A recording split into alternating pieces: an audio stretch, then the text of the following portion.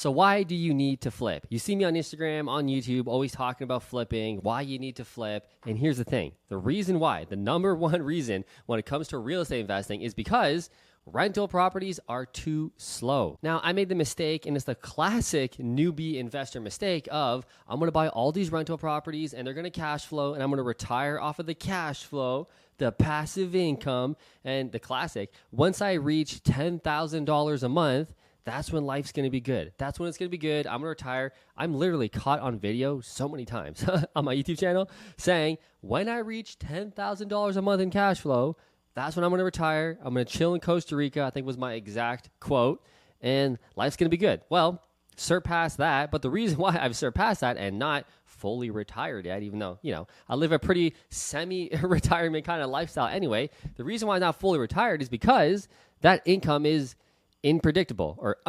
Is that the right way? Yeah, it's unpredictable. You don't know whether it's going to come the next month in the full 10,000. A tenant might not pay rent. There might be a massive repair like a furnace.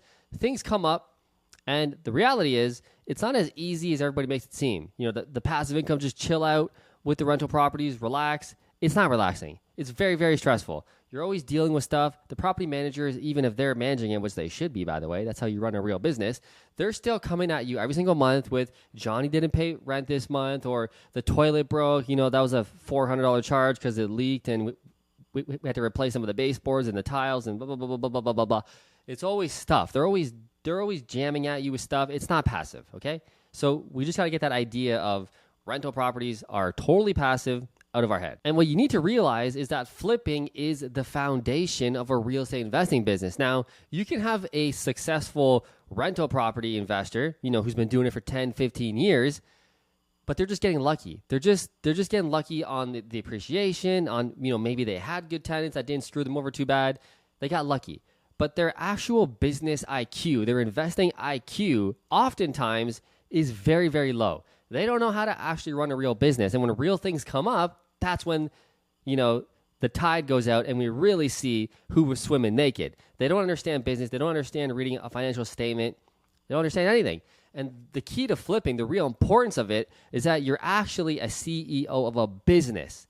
Flipping is a business. And if you're not running it as such, you're going to get screwed. So you got to figure it out. You got to be a real business owner. And what it really comes down to is learning how to wholesale deals or buy deals at wholesale prices. That is key. Like a rental property guy, which was like what I did the whole time, was just buy real estate off the MLS.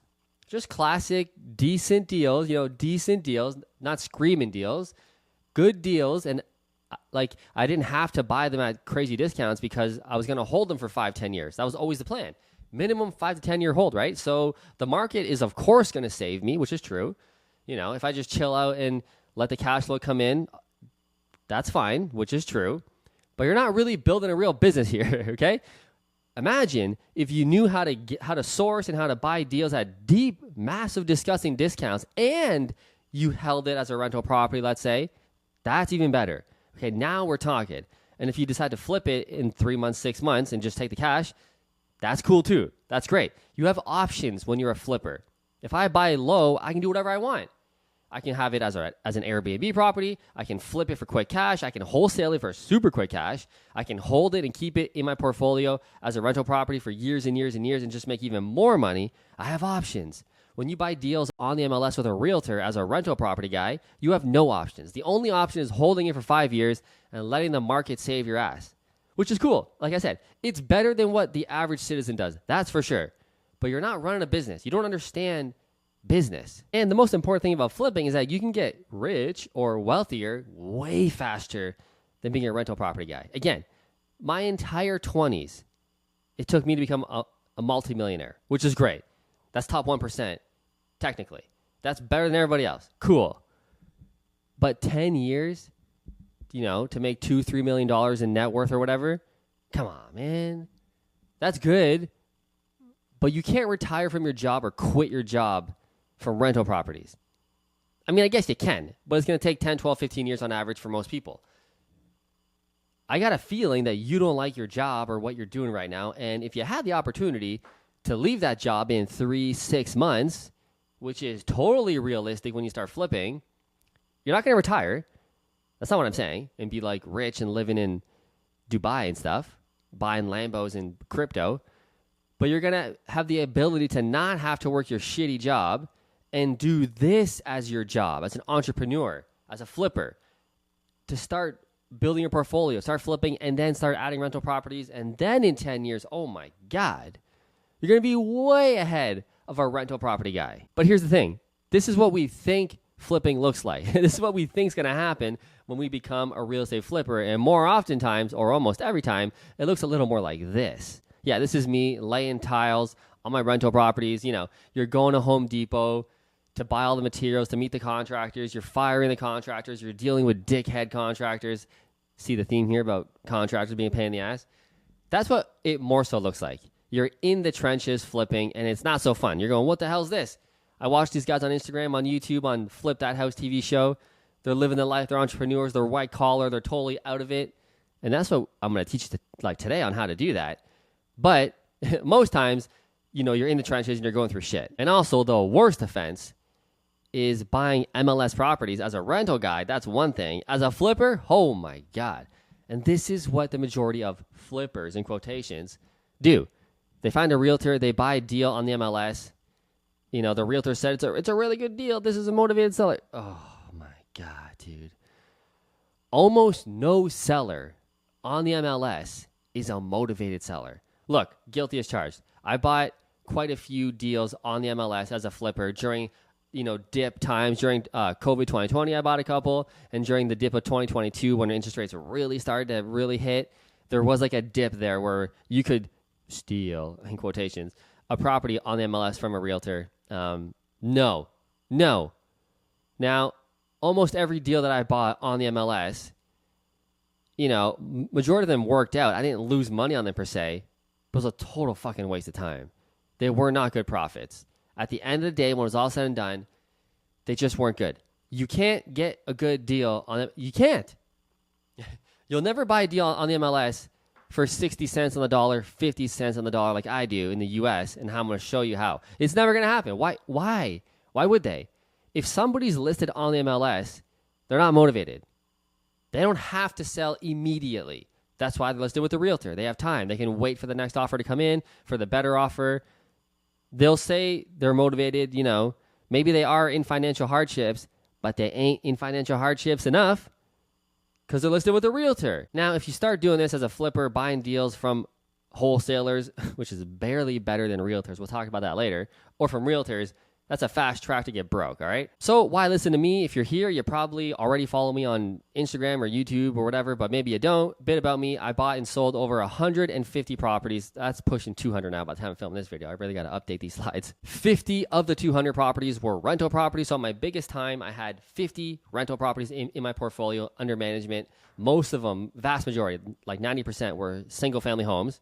So that's a lot of homes. That's a lot of tenants. I've raised over $60 million all from social media. So Instagram and YouTube, that's crazy. Like, I can't stress that enough. I'll talk about it later. But the fact that I've raised $60 million from fucking videos like this is astronomical. It's insane and super cool, and which you got to get locked on, which I'm going to talk about. So I'm very proud of that, and that's what's allowed me to buy all these properties, all these flips, and essentially live the lifestyle that we live. Now, right now in our U.S. flip business, we're on track to buy 96 deals over the next 12 months. So every calendar year from now on, we should be buying 96, let's call it 100 deals a year. That's insane. And I'll tell you, in Canada, when I had my flipping operations, you know, full on for 7 years, you know, employees, the whole thing, man, I was a flipper full on. My best years in Canada were flipping 18 to 20 deals a year. Now, that's pretty impressive. For a Canadian investor, that's like unheard of. That's crazy. You're top 1% investor for sure. Here's the thing. That's pussy numbers, okay? And sorry for my crass words, but that's just who I am, boy. I'm a blue-collar carpenter turned investor. I ain't doing the flu-foo stuff, okay? You're getting the carpenter. And that's just who I am. And I hope you can appreciate the realness. Anyway. In the U.S., 20 flips a year. You're a joke, bro. I mean, it's better than the average guy working at ABC Co. plumbing shop or whatever. Like, okay, cool. That's true.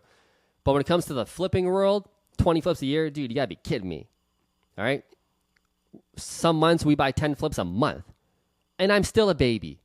There's guys that we don't even know of, companies we don't even know of, big companies like little mini Black Rocks and State Streets that you've never heard of, doing like 500, 1,000 flips a year, more than that probably, 2,000 flips a year. It's crazy. It's a machine.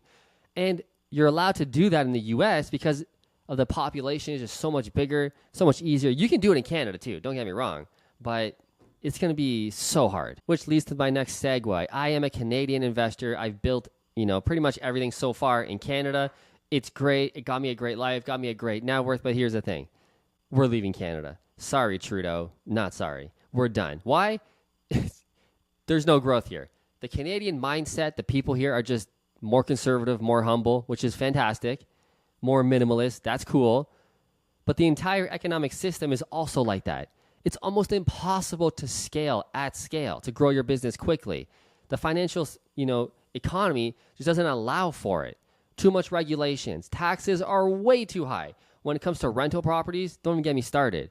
Landlord-tenant board, all the rules. The tenants run the shit. They run the show.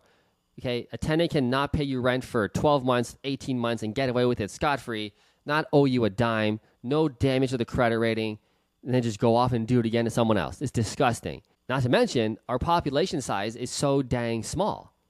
Now, you wouldn't think so, right? Population of Canada is like 42 million or whatever, pushing 42 million at the time of me filming this video.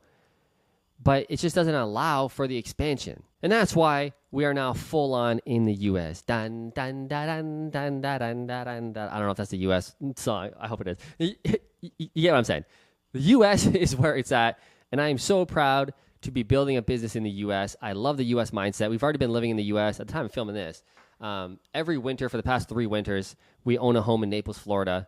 And the more and more time we spend the winters down there, and especially now the more time we're doing the business, it just came to me. That song I was singing, I think is the wedding song. I don't know, dude. Anyway, I got off track here, ADD. I just love the people. I love the American way. Honestly, dude, I was born to be an American. Just my mindset of being a savage when it comes to business and money. I wasn't meant to be here in Canada, dude. Wasn't meant to be.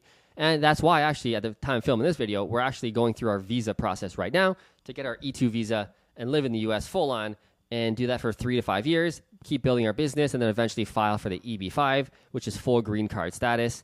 And fuck Canada. We're leaving Canada. I've already sold all of my properties, all the 150, the 50 rental properties. They're all sold, all gone. Even a couple years before we decided to do this, I just knew, forget it. I had a business with 13 employees for our flip company and our real estate company. Unfortunately, had to fire them all and just shut that business down. And we're all in the U.S., and I just cannot wait to keep growing there and keep living there. Why? America is just about abundance. Think of it. Population, 42 million in Canada. Population in the U.S. pushing 375, 380. They're even saying maybe 400 million. Anyway, almost 10 times bigger than Canada. It's crazy. And it's not just the amount of people and that it's bigger and there's more houses, which means more deals. That's fine. Just the financial system is also set up better to grow faster. Money flows like water, which I'll talk about. You can get money for lending. Oh, my God. If you've ever bought a property in Canada, you know the hardships of having to jump through all the hoops, give your financial statements, your credit card statements. What did you buy here 2 years ago on this credit card statement for $32? We got to clear that up before you can close on this house. I'm not even exaggerating, dude. I've had that so many times. It is insane how slow the money moves here. Income verification, blah, blah, blah, credit check. Oh, my God. In America, there's a thing called a DSCR loan, which I'll talk about in a bit. I don't want to spoil it, but you can buy properties in the U.S. for flips and rental properties with no credit check, no income check, nothing. You're a foreign national, which is what we're considered as people in Canada. Don't care. Don't care. Property first. If the property makes sense and you're buying a good enough property and we can value that and we can see that, we're going to give you the money, dude. I don't care about your track record. I don't care about your credit rating. I don't care about your income. Don't care. Don't want to see it. The property you got is a great damn deal, and I'm going to lend on it. That's America. They understand business. It's a business country. Canada is not. The UK is not. Australia is not. The Commonwealth countries are not business countries. They're shut your mouth and sit on the couch and do as you're told countries. I'm getting heated, and I'm going on a tangent. Let's bring it back, but you know where I'm going with it. Be a good little citizen. Shut your mouth.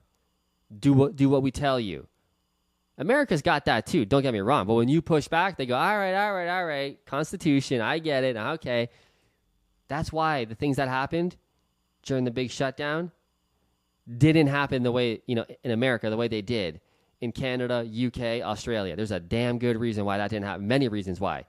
That country didn't shut down. And the time of filming this video, this webinar, the American economy is doing pretty good during the high inflation and the cutting rates. They're doing pretty good. Canada, UK, Australia, no coincidence, our economies are doing shit. Dragging, job losses, nobody's spending money, nobody's growing the economy. America is like, dude, it's good. We're chilling. Now, that's going to come to an end soon. I'm going to foreshadow because I'm filming this early. They're going to get the recession too. Don't get me wrong, but they're definitely holding up better. And why? America's America. Everything is in America. Think about it.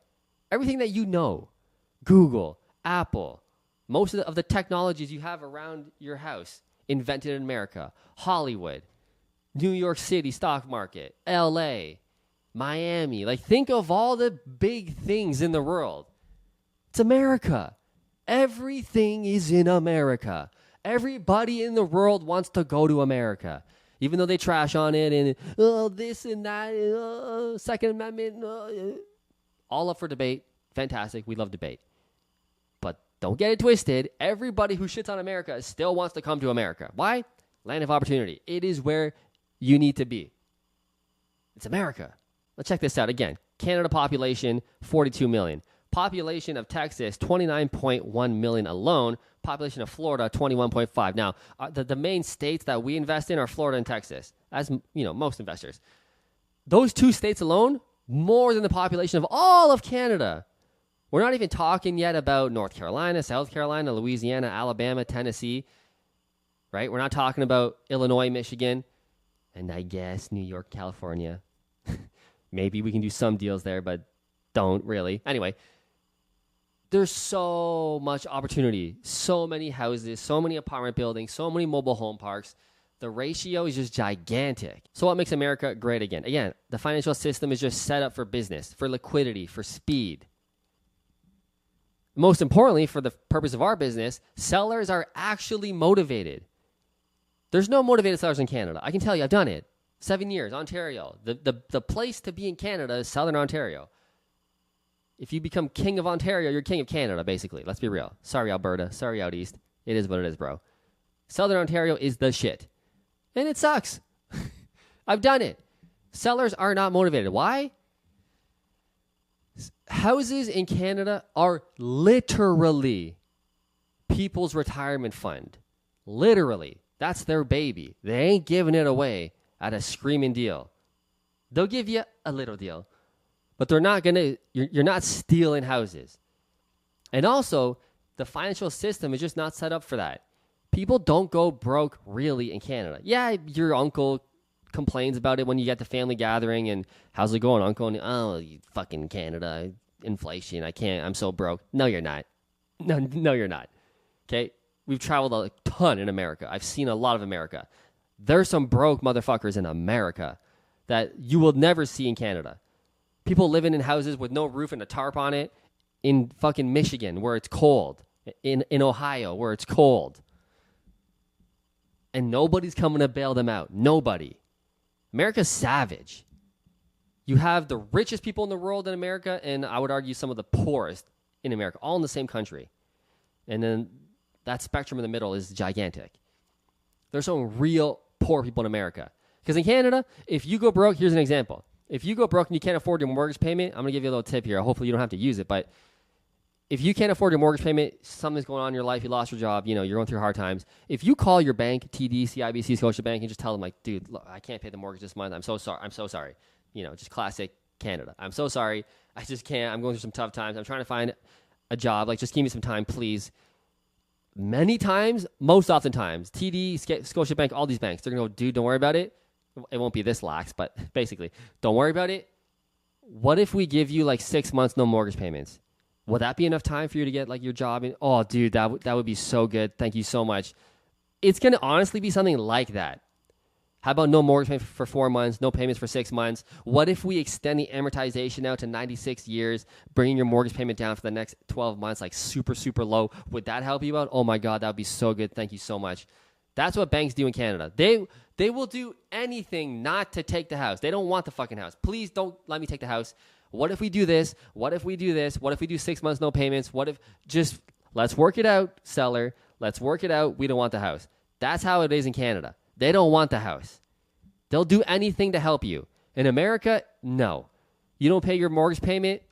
TikTok, motherfucker. You got 45 days. I'm going to take that house. And I have stories after stories after stories of us trying to help foreclosure sellers. We get them an offer. We agree it. We sign it. They finally come around because these fucking sellers in America are just as dumb in Canada, and they put their head in the sand. Oh, it's not that bad. They're not going to come take my house. I've got time. You got no time in America, straight up. So many times these sellers, oh, I got time. Anyway, they diddle around. We finally signed the paperwork. We're going to close October 20th, and the auction date gets set for October 4th, and they aren't aware of it, and it sells like this to another investor, another flipper at the auction, virtually, and it's sold. And the sheriff comes and drags them out. I'm not making this up. This has happened countless times to us in the past 6 months, where we finally got a seller to sign. We're going to buy it, accepted offer. Our title company's working on it. We're going to close. And we didn't know, they didn't know, the house got sold underneath them, and we lost the deal. They lost the house. They're literally kicked on their ass. We had an example of an old lady, like this is like the classic worst story I could ever think of, and it's true. I'm not lying. This happened. We had an old lady. She was like 82, can't walk, like just typical old lady, had no fucking idea what was going on. Buried her head in the sand, finally got the deal done. But it was in a condo HOA, very popular in Florida. We bought the house. We knew the auction date on this one. We knew the auction date was coming up. Our closing was like 3 days before the auction date. No problem. But it was only 4 weeks from now, three to 4 weeks from now. It was tight. We can close in 3 to 4 weeks. Don't worry about that. But it was an HOA. And the HOA rules were we need at least 8 weeks to vet who the new owner is. So we called the HOA. Dude, this lady's going to lose her house. She's got nothing. She's literally going to be kicked on her ass. We got to speed this up. I know your normal rule is 8 weeks to vet us. We're just going to flip the house, renovate it, and sell it on the market. We're not even going to live there. Like, that's it. You don't have to worry about us. We're not even going to be there. Oh, no, we need the 8 weeks. I'm sorry. We need the 8 weeks. It's probably going to take even more, actually. We need the 8 weeks. I'm sorry. But HOA, she's going to lose the house in 3 weeks. She's going to be gone. Don't care. Sorry. We need the 8 weeks. Sorry about your luck. We lost the house. She literally got kicked on her ass. 82-year-old woman, had no idea where to go. No idea where to go. She had no money, nothing. Lost it all. Savage. That scenario would never, ever, ever, ever, ever, ever, ever happen in Canada. Never. That company would get blasted in Toronto Sun, all the newspapers. They would just destroy this. That company would be canceled. That would never happen. I'm telling you, America is crazy, and that's why the opportunity is there for us. Now, it is what it is. Are we taking advantage of people? No. We're helping them get out of their situation. Are we exploiting a situation a little bit? Sure. We're definitely being opportunistic, but it is what it is. In that scenario with the old lady, our low price, was way less savage than what happened to her. And that's how you get, that's a reality. And that's the way you got to think about it. You're helping these people. You're getting them out of a shitty situation quick. Yeah, it's for less than market value, much less. But we have speed. We can help them. We can help them move. I think in that scenario, actually, we were going to offer her to rent back to us for 3 to 4 weeks so she could find another house. Our option was way less savage than what the bank did. So that's how America is. And here's the thing. The amount of arrears, 90 days late or more on mortgage payments, in America is 1% to 2%. The foreclosure rate is close to 1% to 2% depending on the time or the recession. But on average, on normal economy, it sits around 1%. 1% of 375 million. Well, yeah, cut that in half probably because of couples. But you have a lot of houses that are 90 days late or already in foreclosure or pre-foreclosure process. In Canada, the foreclosure rate is 0.15. 0.15. Nobody goes bankrupt in Canada. Nobody. Like I said, the banks will do whatever they can to save you. They don't want the house. Please, don't give it to me. In America, chop, chop, chippity, chop. Our foreclosure rate in Canada, by the way, would probably be close to the same. It would probably be close to the same if the economic system was the same. but it's not. So there's just so much more opportunity in the US. And like I mentioned, financing flows like water with the DSCR, debt service coverage ratio. That basically means property first. Does the property cash flow? And in the case of a flip, are you buying it at a damn good deal that we're going to lend a 70% loan to value on top of that good deal you already got? Deal, they're going to give you the money. No income, no credit check. I don't care what you did, who you are, where the money came from. This is hilarious. Another point. In Canada, when you buy a property, you got to prove where the money came from. You got to show the statements. It came from this account. You know, I partnered with John, my fellow investor. It came from his account that he cashed his RRSP from or whatever. His bonus from work. You got to draw the lines where the money came from. In America, dude, let the money sit in the account for 60 days. That's good enough. I don't care where it came from. That's why America is the joke of like washing money and drug dealers buying real estate. Yeah, you can. If you can show where the money came from, you can use it immediately, just like Canada. If you can't show where the money came from, just let it sit in the account for 60 days, then it becomes washed. Now you can use it. That's an exaggeration of they're not going to use the words washed, but that's what it is. America's awesome. So how do we get deals? How do I get all these deals? How do you flip? You got to fill the top funnel. This is all going to make sense by the end of this. But you got to fill the funnel. You got to have leads pouring in. You got to be making offers like crazy in order to get the deals, to actually do the deal. That sounds so basic. And you're like, duh, Matt.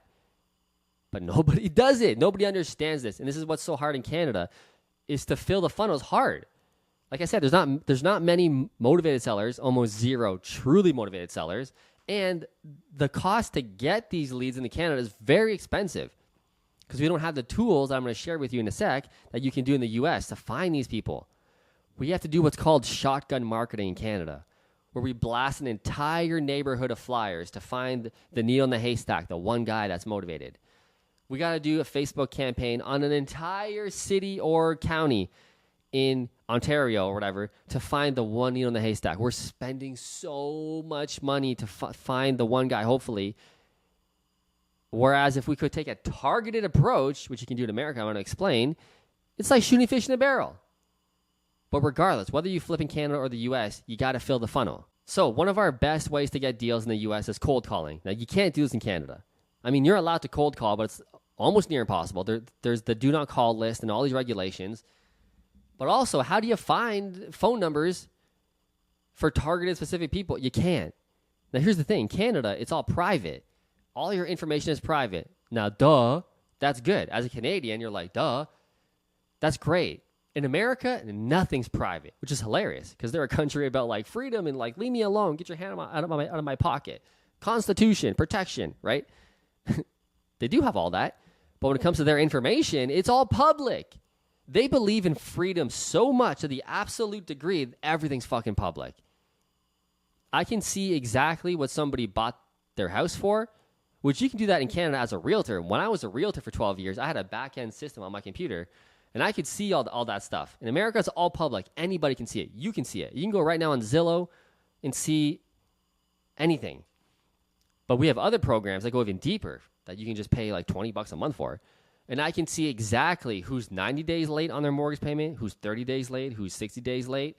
I can filter for 3-bedroom, 2-bath homes with a garage where the owner has owned it for at least 10 years and there's at least $100,000 of equity in it and they're 90 days late.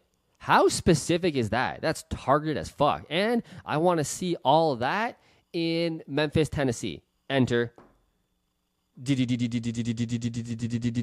All the names come up with that exact scenario. Are you kidding me?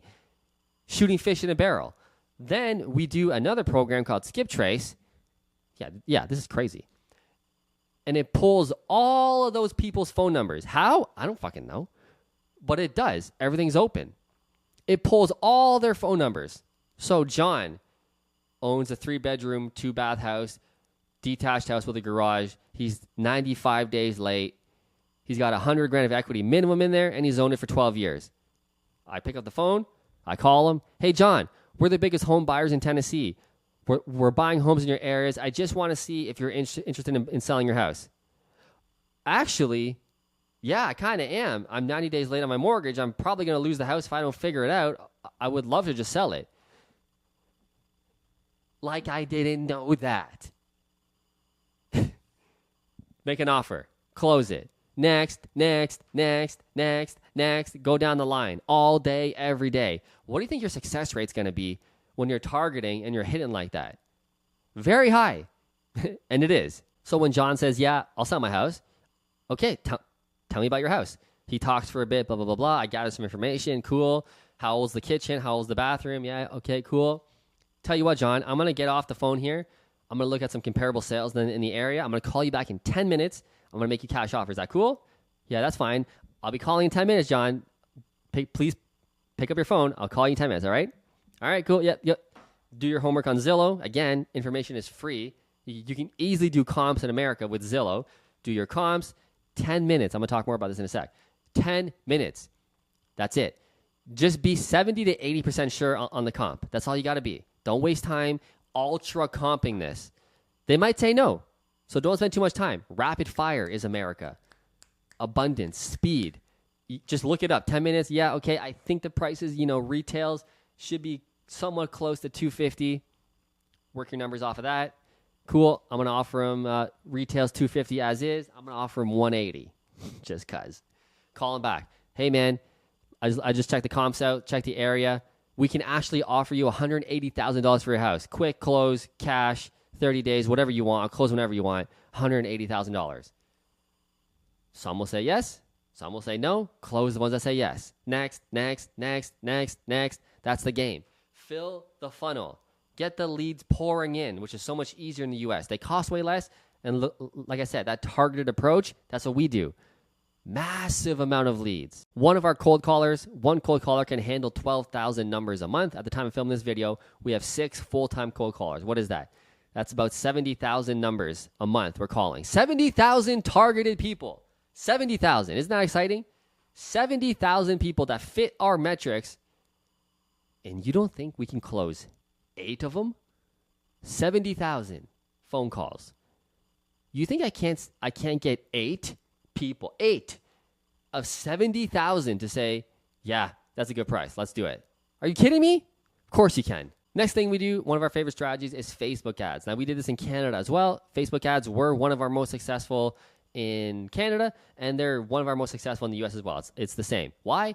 Facebook leads are very high quality leads. Again, with the cold calling, we're reaching out to them and we're saying, do you want to sell your house? And they go, sure, make me an offer.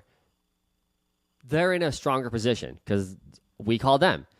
Facebook leads, they called us in a sense. They asked for us to make an offer. So the warmness of that lead is way hot. It's hot. They're interested. They're very interested in selling. They reached out to us. And from what we're seeing, again, in the U.S., the quality of those Facebook leads are way higher. We're closing more of them on a per ratio basis, and they tend to be better deals. But you got to do both. The cold calling is the abundance way. Unlimited deals. You're going to close so many deals. The Facebook deals are just like cherry on top of like less work. They're all like doubles and singles and triple base hits. They're just more consistently winning. They cost more. The cold calling is so cheap. But the Facebook costs more, but again, you make so much money, it more than pays for the ads, obviously. Now, what are some other strategies that we got that I can't go into here because this would be like 6 hours long. We got wholesalers. Wholesalers are good, but, they're just realtors in disguise. Those deals are barely better than realtor deals. You know this. I know this. Everybody knows it. Don't rely only on wholesale deals. That's what pussy flippers do. Driving for dollars is good. Flyers, Canada, that's all we had. But in America, we have all these other options. But if you toss in flyers on top of all that, hey, even more deals. Mailing offers, we can do that in America, where like all those metrics I pulled with, the filtering, we can do that with offers, and then machines literally automatically send offers in the seller's names with the stamp and their address. It's fucking crazy. You can do that in America as well, which is good. We haven't really done that, but meetup groups, meeting other wholesalers, investors, realtors, of course, but, don't do that. Expired listings, super good to target. We can do that in Canada as well, but in America, you don't have to be a realtor to get access to that, like I said. Facebook groups. There's a number of ways we can get deals, but the two are the best: cold calling and Facebook leads for sure. Now, how do we close like Jordan Belfort? How do we close these deals? That's the most important thing. And it really comes down to positioning. Now, the angle I took in Canada and in America, both strategies work well, is I'm the biggest buyer in your area and I'm the best. I'm the realist. I got the most cash. That's what we say. That's our whole angle when we talk on the phone with the sellers, which I can show you with our script someday. Our script will blow you away. It's super, super intense. But it really sets the tone, the positioning of the authority. We are the motherfuckers you got to be talking to. All these other guys that are calling you, because they are, right? It's so easy for us to get the information. Everybody else is going to do it too. We just got to outscale them. But you're getting all these phone calls from what I call fuckboy wholesalers. That's my term. And you know this if you follow me on social media. You got all these fuckboy wholesalers from Connecticut, from Ohio, from Illinois, from Boston, all these fuckboy wholesalers, 22 years old, ain't got nothing but time, which is cool. You're going up against them. Easy to smash.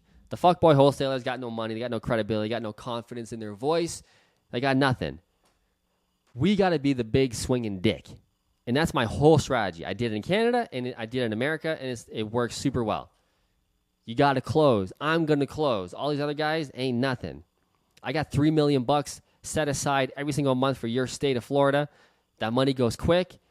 You got 24 hours for the offer. Let me know. That's what we say. That's literally part of our script. I gave you a little bit there. I got $3 million set aside every single month for Florida. It goes really quick. You got to let me know. When they hear that on the phone, I just dropped like 3 positioning cues. They didn't really realize it. I didn't really realize it, but their subconscious, holy shit, this guy means business. And that's the angle we use. It all comes down to positioning. Now, the first phone call, like I said, the first thing is, we're the biggest home buyer in your area, looking to buy more homes. Can you tell me a bit about your house? Let them ramble, right? This is the first phone call, either the cold call or the Facebook lead, whatever way you got them. The first phone call always goes the same way. So they ramble on about the house. Oh, it's a 3-bed, 2-bath, 1,800 square feet. Way nicer than my neighbors. My neighbor just sold. Ours is way nicer. Just let them talk. They all say the same shit. My house is better than everybody else you're going to see. It's so, the backyard, so nice, so nice. Just let them ramble on for 3 minutes. Cool. Next thing is, hey, that's great. Can I tell you how we work as a business? Yeah, sure. All right, the way we work is we offer cash, as you saw on our Facebook lead or as you heard on the first phone call with our call center agent. We buy homes cash. We close as is. We close whenever you want. You can leave all your stuff behind, right? We're talking about all the benefits. Super easy. And we only have $3 million set aside for Florida every single month, and that money goes really quick. So I just want to make sure, John, that if we actually can agree on a price and terms, that you're ready to sign the offer today. Because our offers are only 24 hours, because we can't guarantee it after that. We're buying so many houses. We're buying about 5 houses a week, which is true for us at this point. But if it's not true, who gives a shit? Say it anyway. We're buying 5 houses a month. 5 houses a week. That money goes super quick. So if I give you the offer, I just want to make sure that you're super serious about selling. What did that do? The whole time he was yapping about his house and how the backyard is so nice. What is he doing? He's trying to sell me. He's trying to be the position of strength. I got the house that you want. You called me. My house is good. They're feeling all good. They got a buyer on the phone. But then when I smack that shit, it does a lot of subconscious things that they don't even realize is happening. Don't even try it, John, basically. Don't even try it. And we also say we call about 70,000 people a month in Florida in that line of scripting. We have $3 million. We call 70,000 sellers. We're getting calls like crazy. The money goes really fast. I just want to make sure you're serious. Any bullshit John was going to try after that, it ain't going to work. Now, John's either going to respond and say, well, I'm not selling my house for dirt low price. That's how they'll probably respond. And then you say, I totally understand.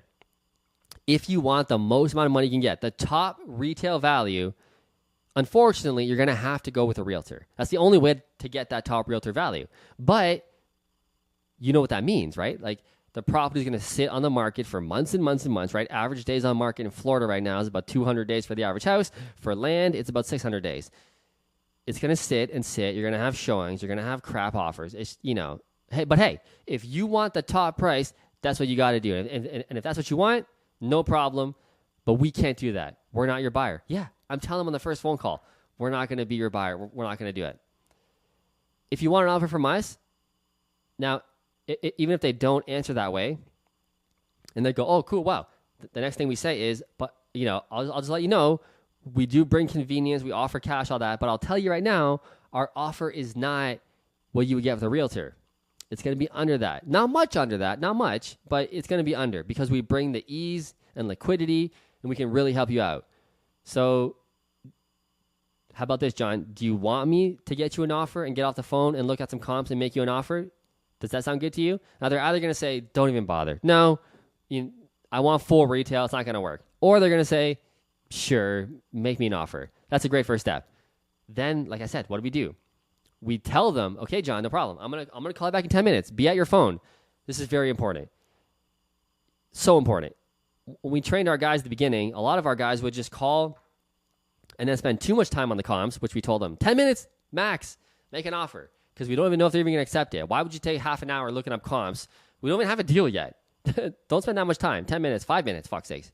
Make an offer. But also, our guys would call other people. And they would call other people. And then they would bank the callbacks and then spend an hour researching the 7 homes that they got. You can't get a hold of them. These sellers are like slippery weasels.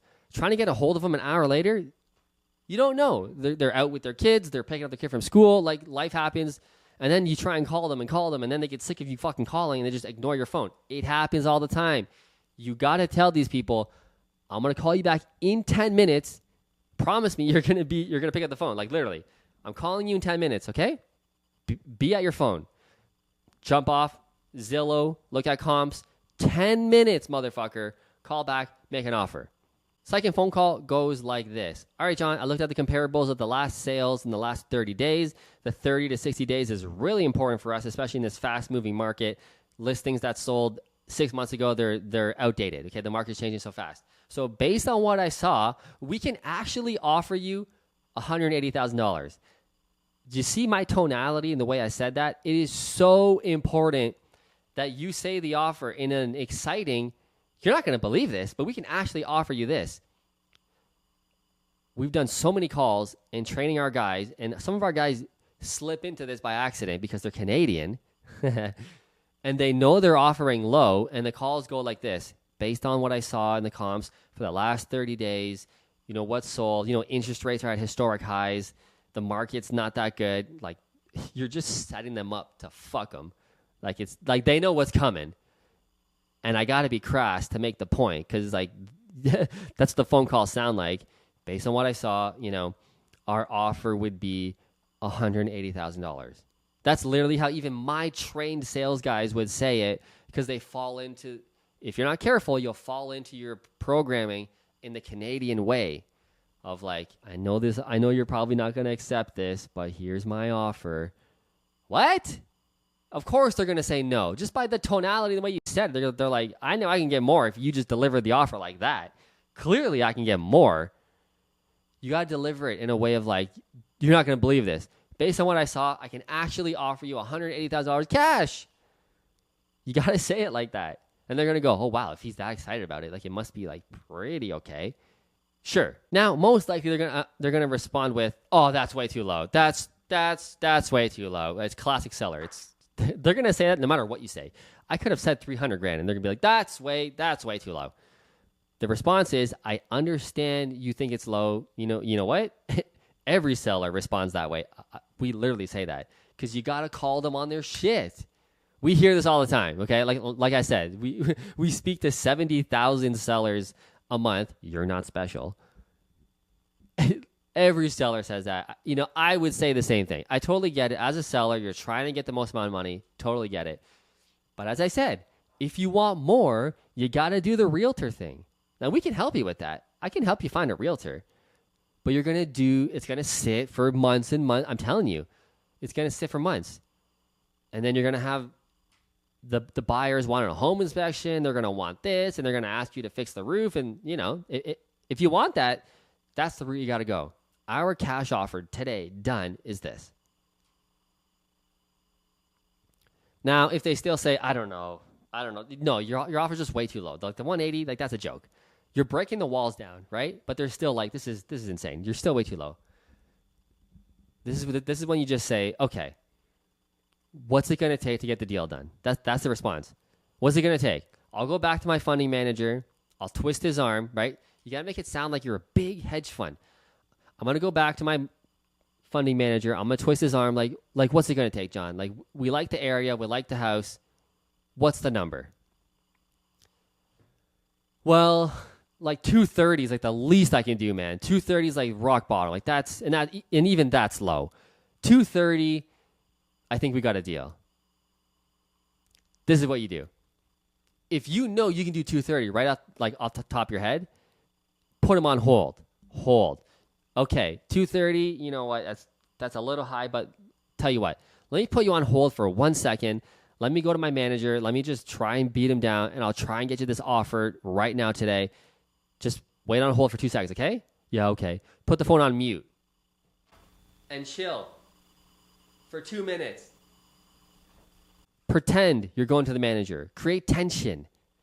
Now, if you know off the top of your head that 230 is going to work, if it's within your metrics, unclick mute. John, I just spoke to him. We went over the property together.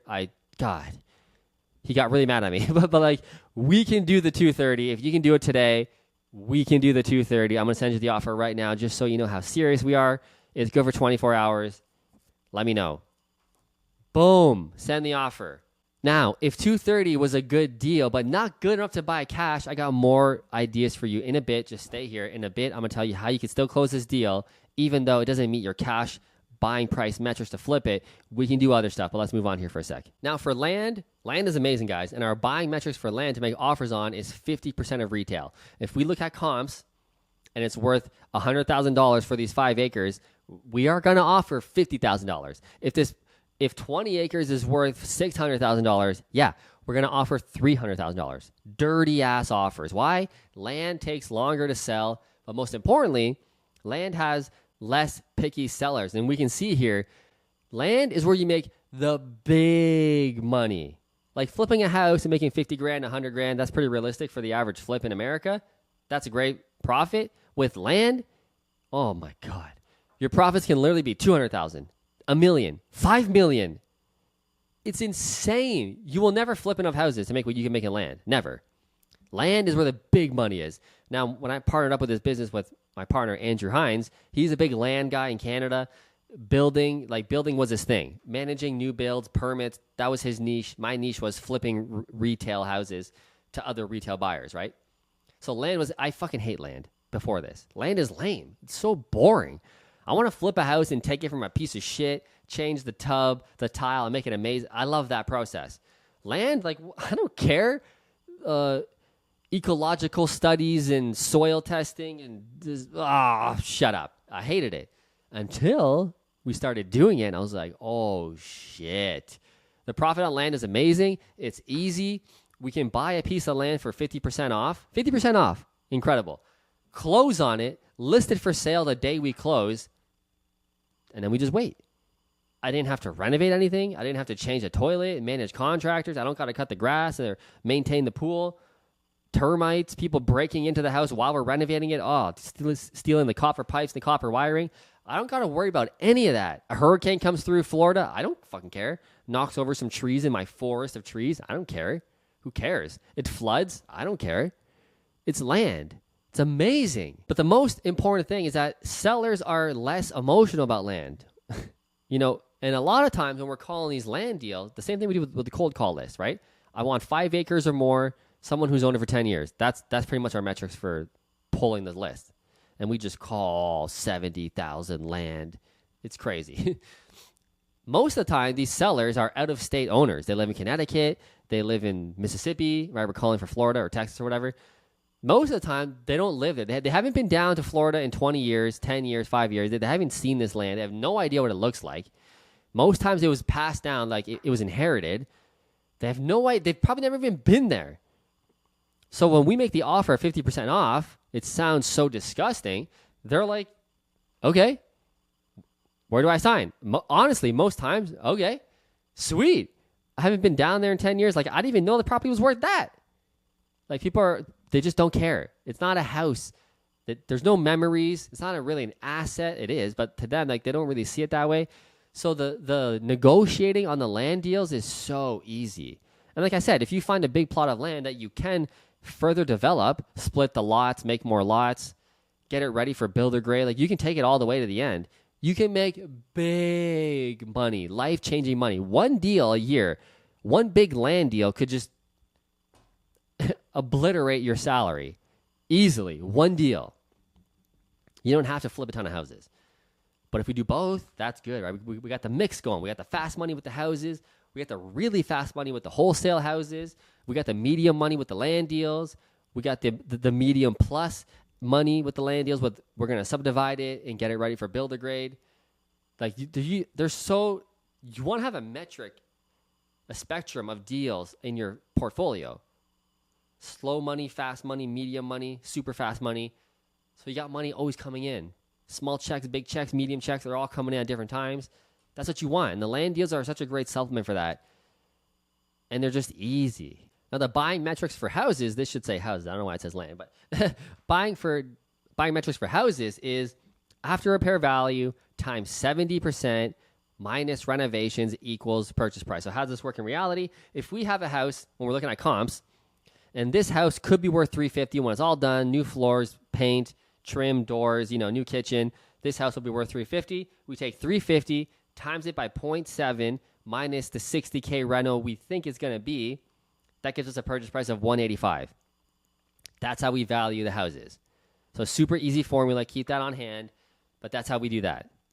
Now, when you give your offers, you're going to get common objections. Now, they're all the same. They might sound different, but every objection is the exact same. And it's two things, only two things. One, your price is too low. Two, I don't really trust you. That's it.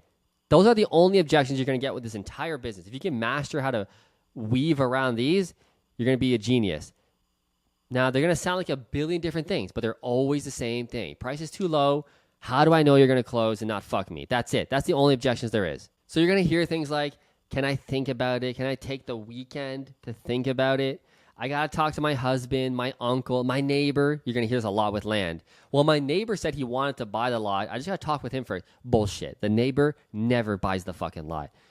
But they always ask, can I just take 3 days to talk to my neighbor? Because he did make an offer before. No, he didn't. My neighbor sold for X, right? My neighbor sold for 230. You're offering 185. I don't know. I'm getting calls just like this. Like, tons of you guys are calling me. The objections are all the same. So it just comes back. There's a million ways you can do this, but the way we like to do it is, I totally understand, but here's the thing. Whenever somebody says, I got to think about it, John, it usually means you don't like the price. So we do this because it's a pattern interrupt. Because they expect us to say, no problem, take the 3 days, let me know. What? Fuck no. That's what an amateur flipper does. Don't ever do that. Call them out. You know what, John? Whenever somebody says that, because we talk to so many sellers, I hear this all the time. I understand. You want the most for your house. I totally get it. That's what any seller would do. But whenever somebody says, I got to think about it, or I got to take the weekend, or I got to talk to my uncle, whatever their objection was, spit it back at them.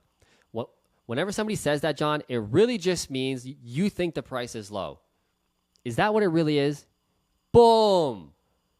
Now they're either going to say, yeah, I think your price is just too low. Then we can tackle that objection head on. Well, like I said, I just looked at all the comparable sales. Based on what I've seen the past 30 days, like, no other investor is going to offer you more. I'm telling you, we're all trained the same. We all buy in the same. I'm telling you, every offer you're going to get is going to be just like this. And we can close this right now. We have the money already set aside to buy this property. We can lock it in 24 hours. The money's already there. We're going to close. Right? We're reassuring them. All right. Yeah, I guess. All right, let's do it. Boom. Don't give them the weekend. Don't let them talk to the uncle. And if they do and they just go, you know what? Like, you tried to push back and they still go, no, I just need the 3 days. I got to talk to my sister. She lives in Mississippi. Like, I got to talk to her about this first. No problem. I totally understand. Our company policy, though, is our offers are only 24 hours. Why? Because we're physically setting the money aside in our account to buy this property. Right? We can only give you 24 hours as company policy. So I'm going to send you the offer right now, just so you know how serious we are and that you can see that we're legit. And if you guys can make this conversation happen 24 hours, sign it, go ahead. If you can't do it in 24 hours and you need the 3 days, that's fine. Call us back. But honestly, I can't guarantee the offer's there. And it probably won't be. But you never know. Okay? And I'll tell you, we do that all the time. And we always send the offer. If somebody says, no, I got to think about it, we still send the paper offer. Fuck your verbal offer. We've done so many times where we've made so many verbal offers and we have a slump in our business. And I go, guys, you're making the amount of offers that are required to make every day, but we're not locking up deals. What's going on? And I figured it out. We got off track and we weren't sending the paper offers. And so many times when a seller's like, no, or I got to think about it. Just give me 3 days. No problem. Tell you what, John, I'm going to send you the offer so you have something to think about and share with your sister. It's good for 24 hours, but if you need the 3 days, like I said, it might not be there, but if you do get it done, sign it, we're done, okay? Sounds good, John? All right, cool. Get off the phone, type up the offer, 2 seconds, send it, DocuSign. So many times a seller said, give me the 3 days. I'm not even joking. We send the offer, within 5 minutes of sending it, signed. Bullshit sellers. Bullshit. Don't forget, American sellers are skilled, way more skilled than Canadian sellers. Don't get it twisted. They know how to negotiate, okay? So they're going to say shit. But when they see the paper offer in front of them and it's legit, a lot of times they're clicking the button and signing it. Now, if you just made a verbal and you just said, okay, all right, call me back in 3 days, you lost it. Now, going back to the strategies we can do, there's so many strategies we can do in the U.S. to buy properties. Like I said, if you have a property, that retail was $250 as is, you made the offer of $180 and the seller wanted $230. Remember that scenario? And I said I would get back to it. This is what you can do. Now, this works especially good for land. It's called a double close. What we do is we make an offer, and the offer is conditional for like 6 months. That's what we do. So closing is 6 months from now, and it's conditional up until the day we close. Yeah, it's hilarious. You would never be able to do this in Canada. Never. Every offer we send is conditional until we close it the day of. So that if whatever happens on the day of closing, we just go, you know what? The market's changed. The economy's changed. We can't buy it. I'm so sorry. We can do that right up to closing. So with a double close offer, it's a 6-month close, and there's a clause in the offer that allows us to market the property with a realtor on the MLS. Can you believe it? So we got a land deal. This guy owns 5 acres. He lives in Mississippi. He lives in Texas, far away from Florida, right? We go, here's the thing. Our offer was $180. You wanted $230. How about this, John? The property's worth $250, right? What if we do an offer for $210? I can get you more money, but we need more time. And here's the thing. We can't pay the $210 cash and close in 30 days like I promised you, but I can get you that $210. I can work really hard to get you that because we work with big institutional buyers, big hedge funds across America. We got contacts in California and New York, and a lot of these guys like to buy land in Florida, but they like to see it under contract, and they even like to see it on the MLS with a realtor. So it's legit. It's just the institutional way. They have to buy properties that are on the MLS. It's just the way they do it. So they can afford to pay more, which means you're going to get more. So we got all these contacts, all these investors, all these partners. If you allow us the time to market this property like we know how, because we're the experts at marketing, we know how to put a package together. I can get you $210, but I need 6 months. Now they were at $230, market value is $250. So they agree at $210 for this little land deal, right? Okay, cool. We sell it for $250. We list it on the market, and the $250 retail price is always the fast cash price, right? That's the conservative price that like this thing's going to move because we don't want to hold on land for months and months and months. We don't care about getting the absolute top price for land. Speed is more important. So that $250 was like the fast price, right? Cool. So we listed for $250, $249.9. Sure enough, it sells in 30 days because it was a smoking deal, right? We after commissions on the $250, we're left with $243, right? After title fees and commissions. We sold it, or we bought it for $210. We keep the middle. And the way a double close works is it's 2 closings on one day. So on August 1st, right, when the end buyer buys it, we're going to close with the seller. So we close with the seller at $210 at 10 a.m. And then at 2 p.m., the other buyer closes at $249.9. We keep the middle. So you could just made $43 or like $34,000 on a deal where you never owned it. You never had to close on it. You never had to raise the money for it. You didn't raise a dime for it. That's crazy. You didn't raise a dime for it. You didn't do any of the work. The realtor did all the work. And you made 34,000 USD because you found the seller and negotiated this deal. This is what I'm saying. A double close, by the way, is illegal in Canada. It's illegal. Can't do it. This is the shit we're doing with land deals. That's how we're buying so much land. If you follow me on Instagram and we're posting that we're buying a deal literally a day, you're like, how the fuck is he buying this every deal a day? How does he have this much money? We're not buying it all the time. Most times for land, we're doing double closes. Way less risky. I don't got to raise the money. I never own it. And because it's conditional until the day we close, if I don't find a buyer, unfortunately, I just get out of the deal. No money, no risk, no nothing. Now, do double closes, even better on big land deals, on 40 acres. 600 grand retail, double close for 450. $150,000 profit after or before commission, so $137,000, whatever, right? 130 grand, 120 grand on a double close. You never owned it, never raised the money. The realtor did all the work. Are you fucking kidding me? Incredible. And we're likely to get sellers to agree to this because we're coming up in price. We can pay more for this strategy. So a lot of the times they're like, sure, okay, yeah. Next up, we have a novation. This is a double close in a sense, but for houses. Now, doing a legit double close on a house, you can do it, but like, why would a seller do that? In the clause, it says we're going to list on the market with a realtor. The seller is going to go, well, I can fucking do that. Why? And by the way, the landowner can also just say that, well, I can do that. But again, the landowners are less emotional. They're often out of state. They don't see the property. They don't care. They're like, okay, just do it. Just give me my 210. It's fine.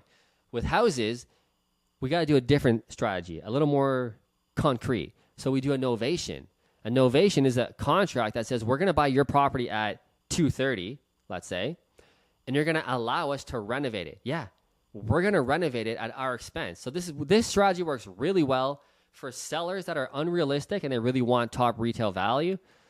So we get closer to top retail, but we say, in a sense, put your money where your mouth is, Mr. Seller. Cool. We can get you more money if you allow us to renovate your house at our expense to raise the value and let us do our thing. And then when we sell it for the price we want, we're going to give you your 210, right? And they're going to be like, sure. So they move out to their rental or whatever they do, or they're moving back to Mississippi, whatever often happens. We get in there, we renovate it. They're paying for the mortgage. I didn't raise the money to buy the house. I'm only raising the money for the mortgage or for the renovation, 40 grand. So all I got to raise is 40 grand. We renovate it for 2 months. We list it on the market. We sell it for 400. 400 minus renovations, minus commissions. We pay the seller their 210 on it. It's a double close again, same kind of thing. So we sell it for 400 minus commissions. That's rough math, crude math. Probably 380 when it's all said and done, minus renovations of 40. So we're at 340. So we net 340, title fees, blah, blah, 335. 335, that's what we get, minus the 210. What is that? $115,000. We made $115,000 on a flip that we never owned, never had to raise money for, no risk or less risk, not no risk, less risk, and we sold it. Boom. Another great strategy for a seller that wants more. What I'm saying is we have a tiered system, right? In Canada, the only way is cash offer. Low price cash offer. If you don't take it, there's really there's no deal. In America, we have all these ways. Okay, you can't do the cash price. How about double close price? Can't do that. How about financing? You offer a seller financing. We can pay you more for that too. We can pay you more for that. Do seller financing. Can't do that. Okay, now we have no deal. But you have so many ways to make a deal happen. If you have a realistic seller in America who's like somewhat realistic, you're going to get a deal done. Whether it's a cash price, a double close, a novation, a seller financing contract, you're getting a deal done one way or another. That's why we're locking up so many fucking deals. We have so many other strategies that you can't do in Canada. Now, to make this happen and get these deals, like I said, I got to say it again. You got to send more offers, not verbal, paper. If a seller is somewhat interested on the phone, send the paper offer. You never know. They might call back a week later. They might sign it 5 minutes later, like I said. You never know until you send it. You got to send the offer always, always, always, always. Here's the thing. It's like shooting arrows. Okay, if you only shoot 5 arrows at a target 400 feet away, the odds of you hitting the bullseye, way less likely. And that's the amateur way, and that's the Canada way. You're not sending enough offers. In America, it's abundance. We send hundreds of arrows. Now, if we have 100 arrows rather than 5, are we more likely to hit a bullseye, which means get an offer done? Yes. That's all it is in America. It's a numbers game. Shoot, shoot, shoot, shoot, shoot. Keep shooting until you get one that says yes. Now, here's the corporate setup, because I know a lot of people are going to ask, like, what's the corporate setup? Like, how do you buy as a Canadian? How do you do it? Here's the thing. This is a long answer, but the quick answer here for you on this webinar is you got to do a C Corp and an LP setup. I've talked to so many accountants. We've done it so many ways. You have to buy your flips in an LP. Don't buy them in an LLC. Don't buy them in an LLP.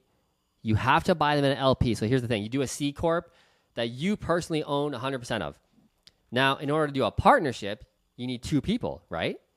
Well, that's where the C Corp comes in. The C Corp is an entity. It is a person, according to the CRA, according to the IRS. That is a person. So the C Corp owns 99% of the LP. You personally, Matt Pichet, owns 1% of the LP. That's my partnership. But it's all me, dude. It's all me. And the money flows up to the C Corp. This is the smartest way. Do not, as a Canadian, open an LLC and start flipping the LLC. You're going to get taxed up the motherfucking ass. 62% tax. Do not do it. Because here's the thing.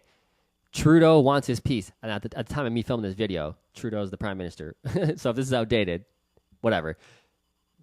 Canada wants their piece. That's one of the rules of being a Canadian, is that you're taxed on your worldwide income. It's disgusting. There's no way around it. Now, this setup with the C Corp and the LP, there's things you can do and your tax will be lower, but it's not tax-free. You're not only paying them in America and getting away with it. Again, there's lots of things we can do. Depreciation, we're going to buy stuff. We're going to literally fucking buy a Lambo. If you have $100,000 in taxes owing on November 30th and your accountant says, okay, you're probably going to owe about $100,000 in taxes, you might as well go buy a fucking Lambo cash for $100,000 and call it a business expense for marketing.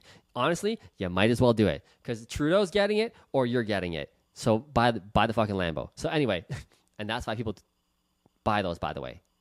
That's the only reason why people have Lambos. Great marketing material and tax write-offs. Anyway, you're going to pay tax no matter what. So this is the best structure, and also allows you to move the money freely from Canada to America, and it also, you're withheld from the withholding tax. Now, that's a whole topic on its own. But basically, when you buy real estate in America as a foreigner and you sell it, the IRS keeps 20% of it. I think it's 20 or 30% of the sale price. They just keep it until you file your taxes and your accountant puts a form in, and then they release 30% of that. It's a nightmare. If you do this, it's a flow through. They can't touch it. It's a loophole. See, the LP, Canada, the CRA has a rule that if you make money in an LP, they cannot touch it immediately. They can't touch it. It's free. It's crazy. Not free from taxes, but free from them grabbing their hands in it until you file taxes. So that's why we do this. Trust me, just do this. But here's the thing. If you really want to get away from double taxation, you got to file for your E2 visa and you got to renounce Canadian citizenship. That's it. You got to be an American. If you want to do this full on and do it for real, eventually, this isn't step 1 on day 1. Okay, guys? This is like after a year or two, you doing this, you're like, yep, this is working. I really like it. Now you go for the E2. But here's the thing. The U.S. consulate doesn't like flippers. They hate it, just like Canada. They don't like flippers. Why? They see you as scum. They see you as not providing value to the U.S., even though we are. We're hiring contractors. We're paying for mortgage brokers are getting paid. Lawyers are getting paid. Realtors are getting paid. Our stagers getting paid. The lawn guy's getting paid. The plumber. Dude, it's a great business. What do you mean? They don't like it. They don't see it as offering value. So if you apply for your E2 visa as a flipper, you're not getting in. Hell no. So here's what you do. And guys, I'm giving you fucking gold right now.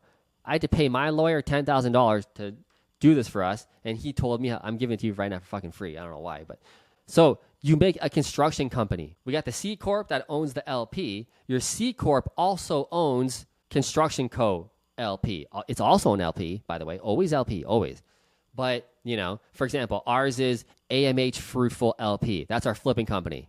Our management company is AMH Fruitful Management LP. That's the construction company. We're not making a construction company, but in the eyes of the U.S. consulate, we have a construction company. All of our expenses for our properties go through the construction LP.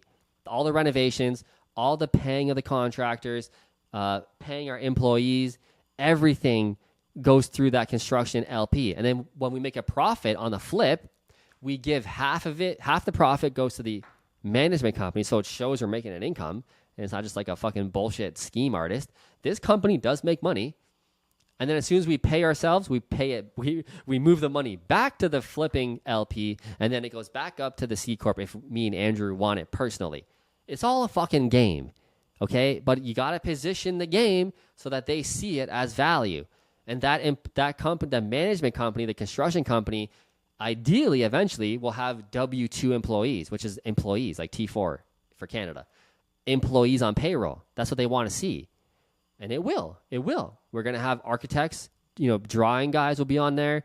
Our project manager will be a W-2 employee. So, like, when you see that package and they go, yep, you're spending a ton of money. Yep. You got employees or you have plans to have employees. Yep. This is great. We love construction companies in America. Please bring your construction company down. That's how you do it. That's how you apply for the E2 visa. And they love it. They just go, yeah, dude, yeah, you're in, dude. And if you spend $100,000, that's kind of the gray area. Now, when you apply for this and you go to the website and your attorney is going to say, all they want is a substantial investment. Well, what does that mean? 40 grand, 100 grand, 500 grand? What does substantial mean? They do it on purpose. It gives them ability to yay or nay, whatever they want. But the lawyers always say substantial is 100 grand.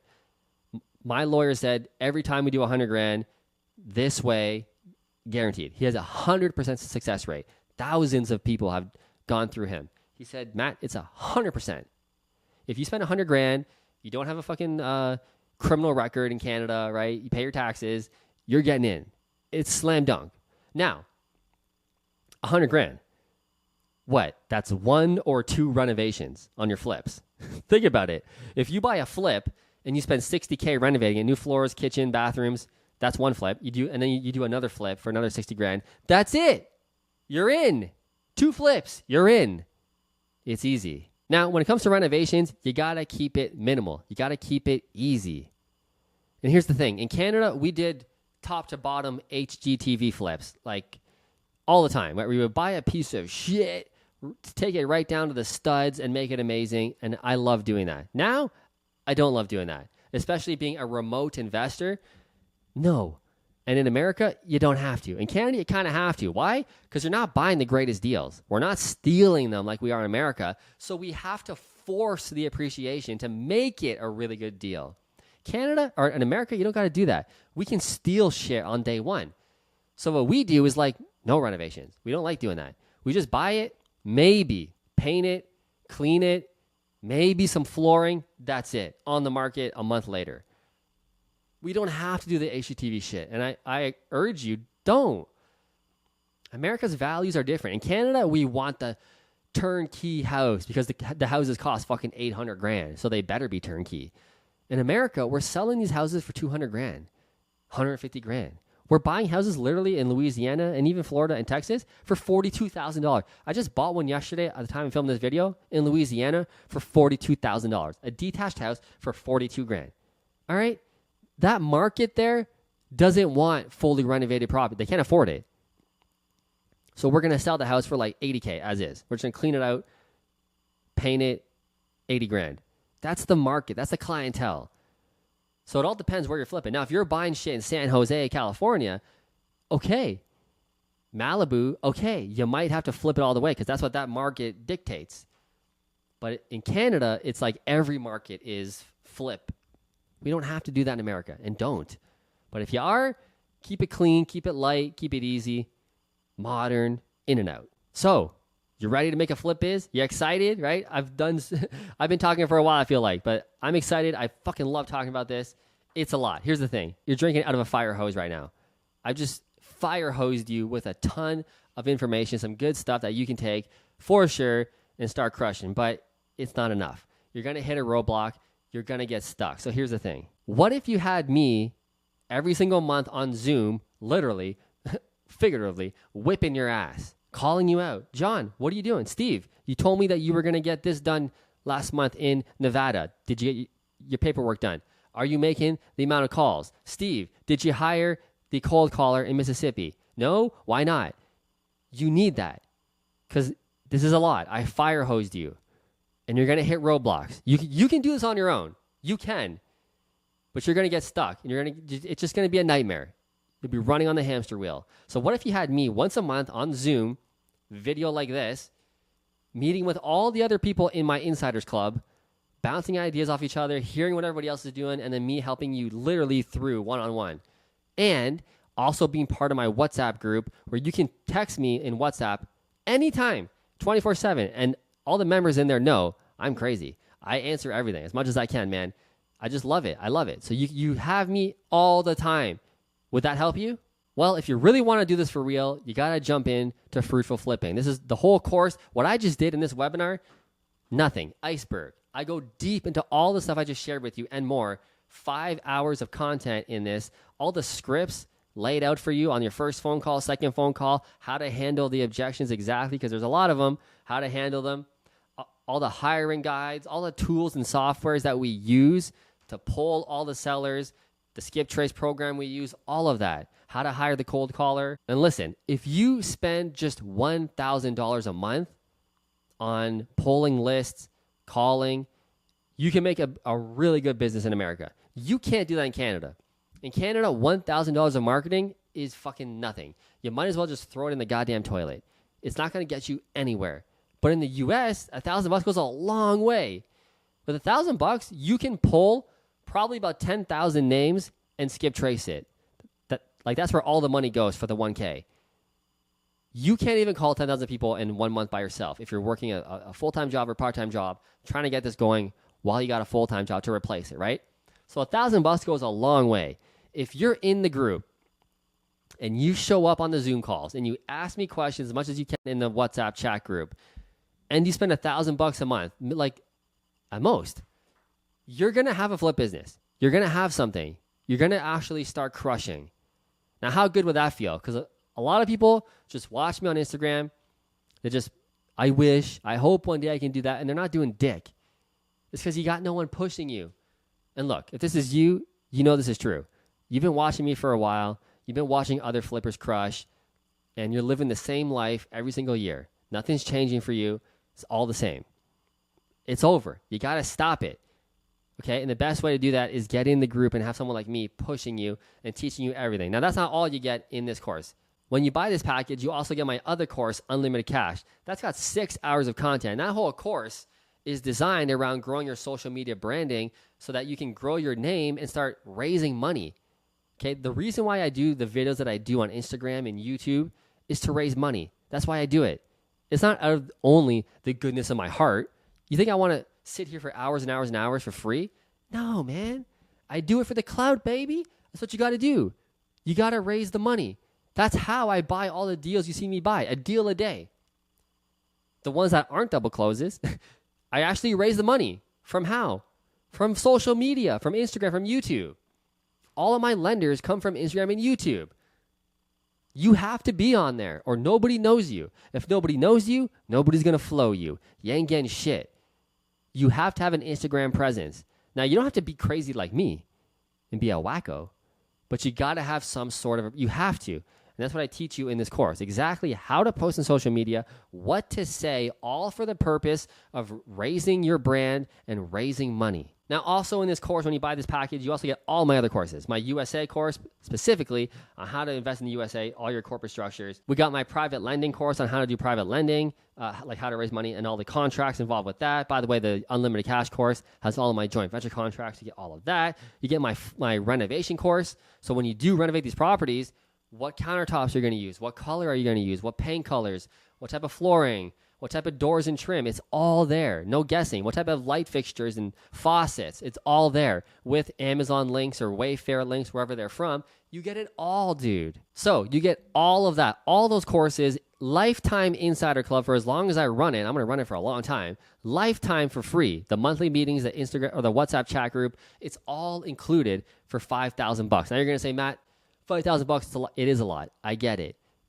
I get it. It's a lot of money. Sure. But here's the thing. If I help you buy one flip, if I help you buy one flip, just one in the whole year where you make even, let's say, $20,000. It was a little dinky land flip, a small flip. And you make 20,000 USD on one flip that you wouldn't have bought without my help and my whipping. One deal. Is it worth the 5,000 Canadian to make 20,000 USD? Of course it is. It's a no fucking brainer. Look, you got to jump. You got to stop being so Canadian if you're watching this and you're from Canada. You got to stop being so Canadian. Stop being so conservative. You need to get into this. You need someone to push you and whip you. You're going to have questions. You're going to hit the wall. Some days you're going to wish you never did this. And you're going to wonder, why did I do this? On those days, you need me the most. You need someone to push you and show you the exact way. And just be around people with a higher vibe. The Insiders Club is dope. I love doing the Zooms. Everybody's just excited. They're all there to strive and crush and build their business for their families so they can travel. All the real reasons why we do this. That's why they're there. And it energizes me. So if you're sick of the shit, you're sick of living the same goddamn life every single goddamn year, it's time to get in. Right now, on this page, sign up, and I'm going to whip your motherfucking ass. And that's what you need, baby. I got one of those too. I got coaches whipping my ass. Everybody needs a coach. All right? So sign up. I'll see you in there. Let's crush. I can't wait to see you in there. Let's go.